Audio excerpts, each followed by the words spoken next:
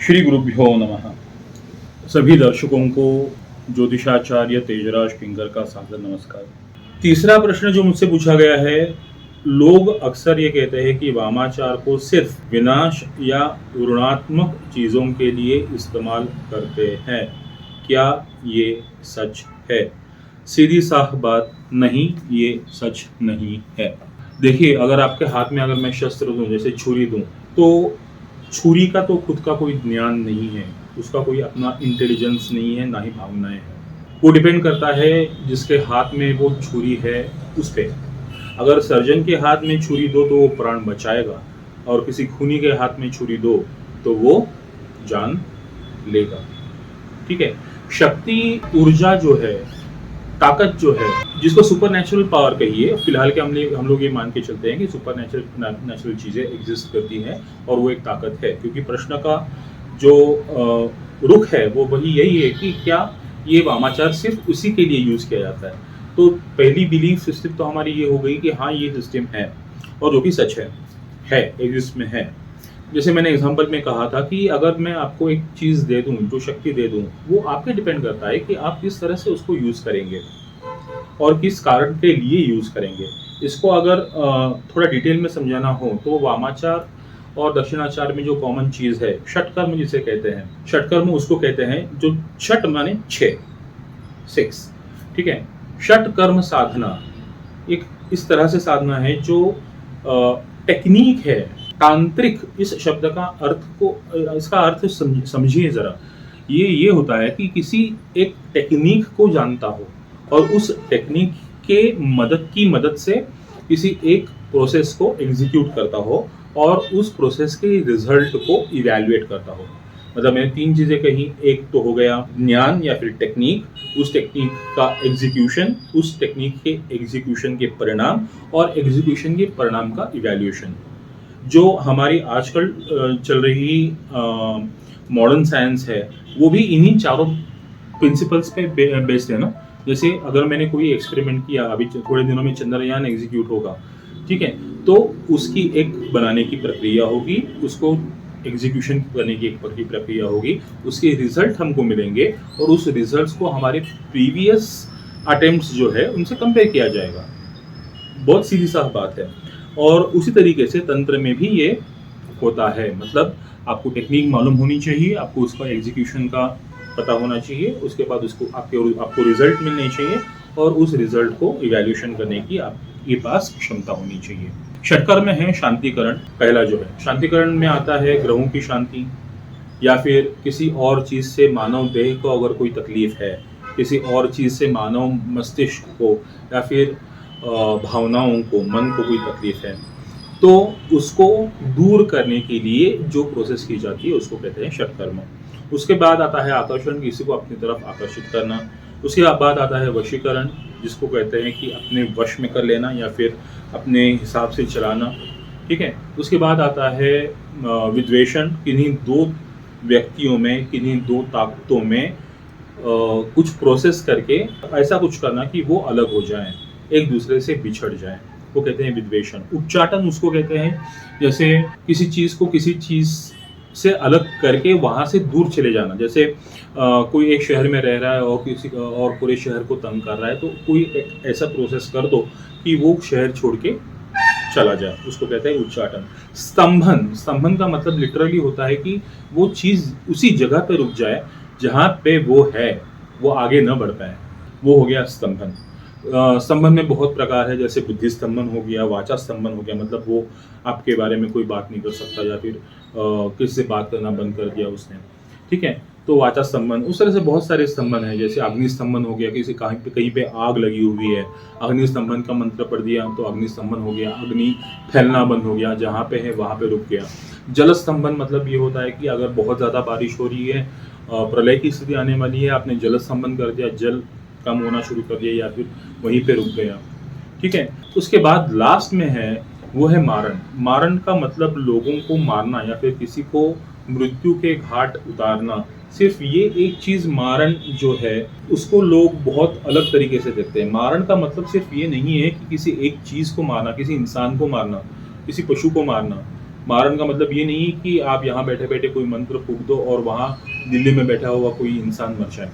वैसे करने वाले लोग भी हैं, वह वो विद्या एग्जिस्ट करती थी, आज एग्जिस्ट करती है, कहाँ पे करती है और कौन कौन ये लोग कर सकते हैं, कहाँ पे करते हैं, कैसे करते हैं, ये सब बताने लायक चीज़ें नहीं है। ये एक पब्लिक चैनल है, यहाँ पे वो सब बातें नहीं हो सकती।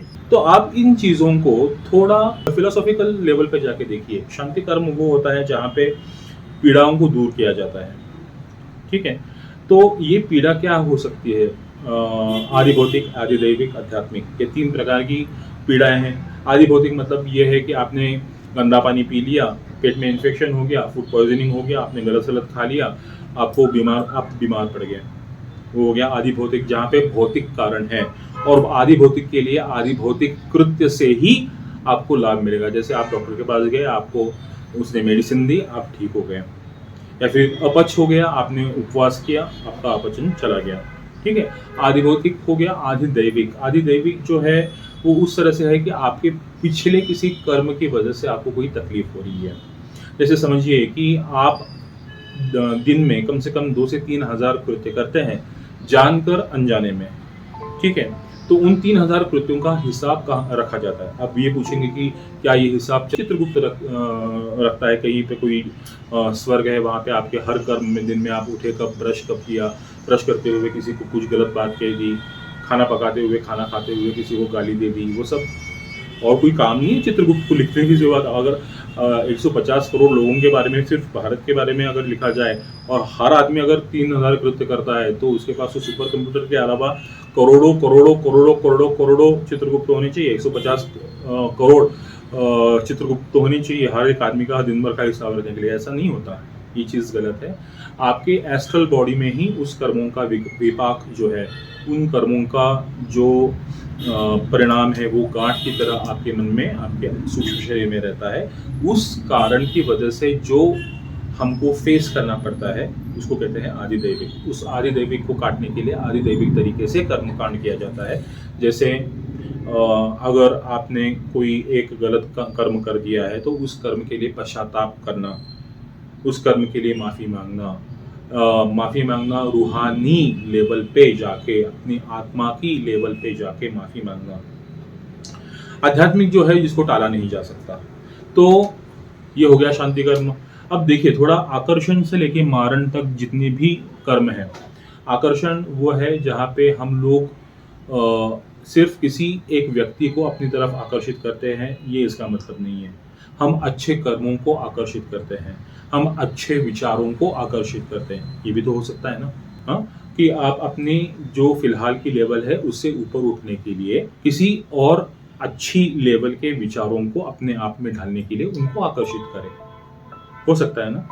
वशीकरण, अपनी जो 10 इंद्रियां हैं, पंच कर्मेंद्रिय, पंच ज्ञानेंद्रिय, उनको अपने वश में रखना। क्या आप सोच सकते हैं कि अगर कोई आप किसी रास्ते से जा रहे हैं और बहुत ही सुंदर कोई एक व्यक्ति और आपके अपोजिट सेक्स का जा रहा है और आपकी आंखें ऑटोमेटिकली उस तरफ निकल जाती हैं, क्या आंखों पे नियंत्रण रखना, क्या फिर आंखों को अपने वश में रखना, ये वशीकरण नहीं है?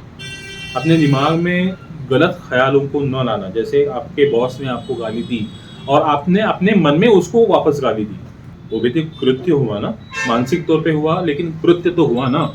तो अपने मन को वश करना, क्या ये वशीकरण नहीं है?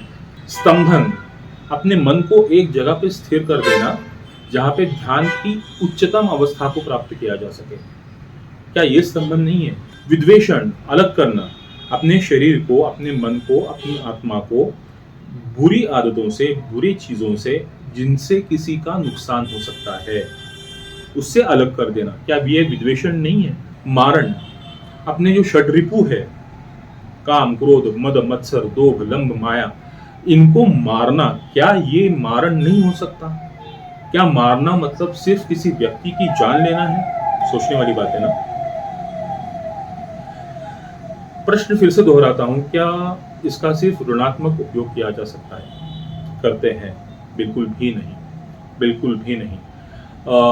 वाम पंथ को, जिसमें बहुत सारी शाखा है, शाक्त पंथ है, कौल पंथ है, अघोर पंथ है, ठीक है। इनका उद्देश्य उनका इनका उद्दिष्ट एक ही है, सायुज्य भक्ति, सायुज्य मुक्ति। उसको इस्तेमाल करके अपने आप को लिबरेट करना, फ्री करना। तो जिस बात से मैंने शुरुआत करी, वो फिर से दोहराता हूँ, अगर शस्त्र आपके हाथ में है, उसको किस तरह से यूज करना है वो भी आपके ही हाथ में होगा ना।